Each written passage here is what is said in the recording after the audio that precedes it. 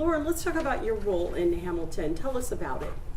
Eliza Hamilton, so she is, well, Eliza Schuyler first, then she marries Hamilton, obviously, in her early 20s, and she is the wife of Hamilton, and you kind of see her journey from her youth to when she's like an older teen, into all the way until she's in her 90s, really. She outlives everyone, but you see the journey of her as a wife, as a mother, and as the supporter of this founding father who created this huge revolution for the country.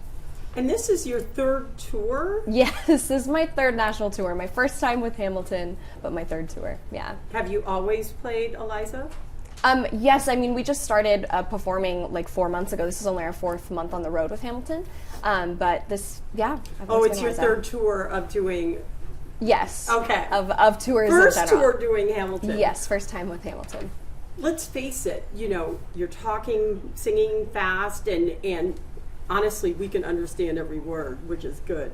What was it like learning that? It's, I think, different than most plays, musicals. It is a lot, and I mean the load that Eliza has, the singing of it all it's the hardest role I've ever done in terms of vocal health and vocal agility. She's doing gymnastics with her voice basically throughout the entire show. It's been a learning process. I'm learning a lot about myself and my instrument, but luckily the creative team is so great that they really work with you to make sure everything's, you know, sustainable and true to you. How many nights do you do a week, and how do you sustain that energy? We have 8 shows a week. Sometimes we don't have Tuesdays, depending on the schedule and the producers of the show or wherever we're being presented in the area. But it's mostly two show days on the weekends, and then the rest are 1 show days, which is great. How do you sustain that energy? It's a lot. I mean, you really have to figure out your routine on the road, which is tough because you're uprooted from your whole life, and you have to figure out what about your life helps keep you grounded, because if you don't have the place, which is your home, or the people, which are your home, you have to find different parts within yourself to keep yourself grounded. It's a learning process, and like I'm still trying to figure it out most of the time. Why should people come see Hamilton? I think a lot of people will see themselves for the first time on stage, and I think that's very true in terms of Hamilton across the board. Is it's so diverse, and there is someone from every background up there. And for a lot of people, it's their first time seeing themselves, and it helps them either get involved in theater or write the next thing or become a writer or whatever it may be, or director. And it gets more of us behind the table and in front of the camera and on the stage, which is what's important. And I was shocked to hear you've never been in Providence. Now, you know Kai, obviously. Mm-hmm. What has he told you you should see and do here? Or has he yet? We kind of just got here, so not necessarily anything yet, but I am waiting for Kai's Rex. And we're going to switch over to Kai. We may come back to you, this is how I roll. So Kai, welcome back to Providence. Thank you. You went to Brown and Trinity Rep. Mm-hmm. Where are you from? Boston and DC. Oh, so you're nearby. Mm-hmm. Okay, so what's it like, first of all, to be back home? It is delightful, I must say. Driving up on 95 and seeing the Biltmore sign come into focus, and you know, making the rounds on the streets and visiting my old coffee shops, it's a really beautiful experience to be able to come back here, especially in a work context, and see a lot of the people that I love. And you're only a year out Mm-hmm. from being here. What was it like trying out for Hamilton and making Hamilton? It was an incredibly surprising experience.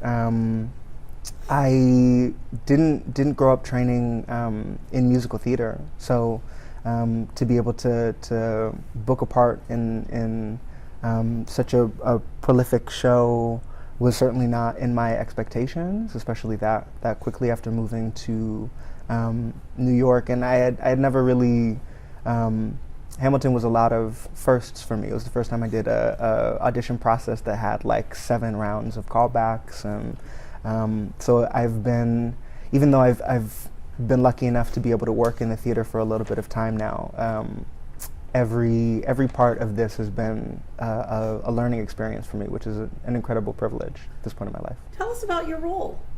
I play Hercules Mulligan and James Madison. Hercules Mulligan is a friend and kind of a early mentor figure to Hamilton in the first act, and then James Madison is a political rival, and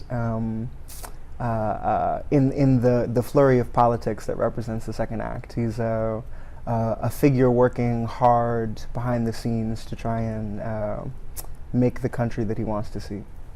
Now, you've done plays here locally. Mm-hmm. What makes this is very different than probably anything you've ever done. Absolutely, yeah. It's different in so many ways. It's the most immediate is scale.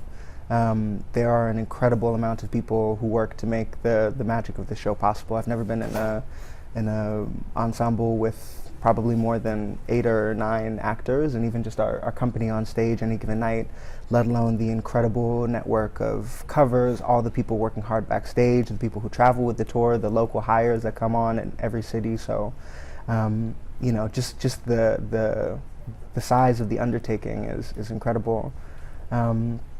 And it has given me the incredible privilege to see so many beautiful theaters that I'd never seen the inside of, PPAC included, actually. I'd lived here for 4 years, but I'd never seen the gorgeous interiors of this theater until now. So getting to see these kind of like gorgeous, ornate houses is a privilege that I don't take for granted, for sure. Why should somebody come see Hamilton? I feel like this musical is a beautifully, incredibly constructed viewing experience, right? People have deep emotional connections to the score and the story, and just as a technical piece of musical theater, it's really stunning, incredibly skilled and talented performers who are doing incredible things every night. And also, I think this show is this marriage of American history and the form of hip hop, which has been the dominant musical form in American popular culture for the last 25 years. And I think the music gives a lens to the politics of the show, and gives the opportunity for the audiences to kind of watch all these political figures try and like posture and perform, tell you stories about themselves, tell you stories about the political vision that they see for themselves or for the country, and the audience gets to decide who they agree with, who they sympathize with, and I think like our current political situation, everyone gets to make their own determination, and you could feasibly see anybody in this scrum of hunting for power, influence as a villain, except for the members of the families that get affected by the choices people make. So right. I think getting to sit in the audience and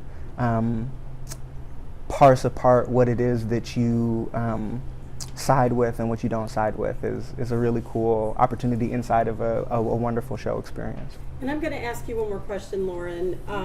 It's not historically accurate. I mean, some of it is.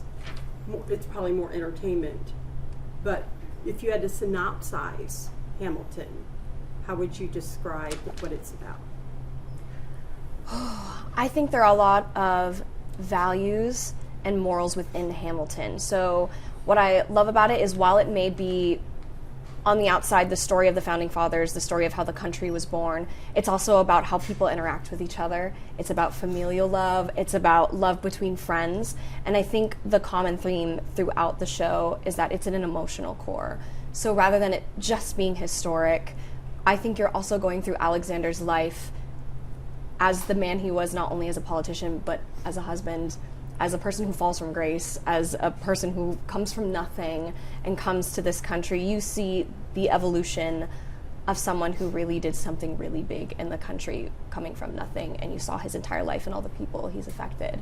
You see the ripple effect of what one person can do. And I think that really is what Hamilton is about, other than it being, the start of our country and the revolution and what came from after the colonies decided to liberate themselves. I think it is also about humanity and what we choose to do with it. Excellent.